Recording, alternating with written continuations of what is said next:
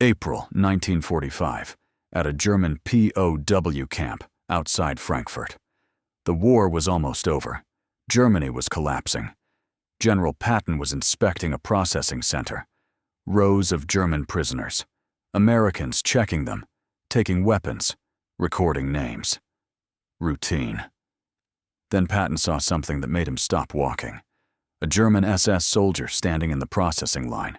Around his neck, metal catching the light. Not one dog tag, not two. Dozens. The German was wearing a necklace made entirely of American dog tags strung together on a chain. Patton counted them. 50. 50 American dog tags. 50 names. 50 families back home who would never see their sons again. This German had collected them like trophies, like hunting kills. Patton looked at the German's face. No shame, no regret, just cold indifference. This is what Patton said. Before we continue, make sure you subscribe to Echoes of War Documents, where evil meets justice. The processing center was run by Captain James Mitchell. He'd been processing German prisoners for 3 months. He'd seen a lot of things, but he'd never seen anything like this. Patton called him over, pointed at the German soldier. "How long has this prisoner been here?" Patton's voice was quiet. Too quiet. Mitchell's stomach turned as he saw the American names stamped into the metal. Within 2 minutes, Mitchell was back with Lieutenant William Harper, the intelligence officer, and Private Anton Weber, a German-American translator. Patton was still standing there, staring at the necklace. Patton turned to Weber. "Ask him his name." The prisoner answered. "His name is Klaus Richter, sir. SS Hauptsturmführer, 12th Panzer Division.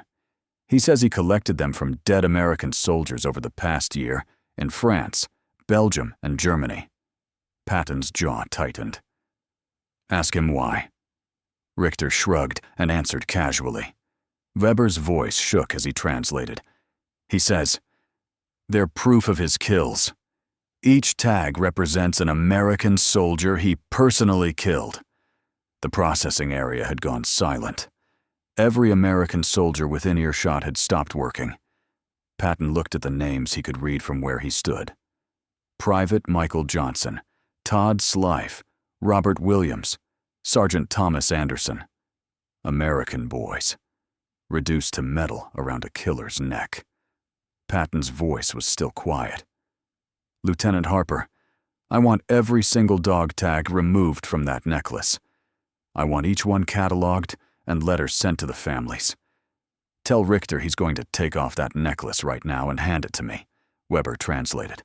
Richter smiled and said, "No." He said these were his. He earned them, and he's keeping them. The silence deepened. Every American was watching, waiting to see what Patton would do. "You are a prisoner of war," Patton spoke slowly. "You have no rights, no property.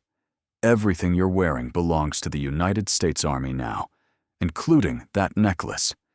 You can take it off yourself, or I will have my men rip it off your neck. You have 5 seconds."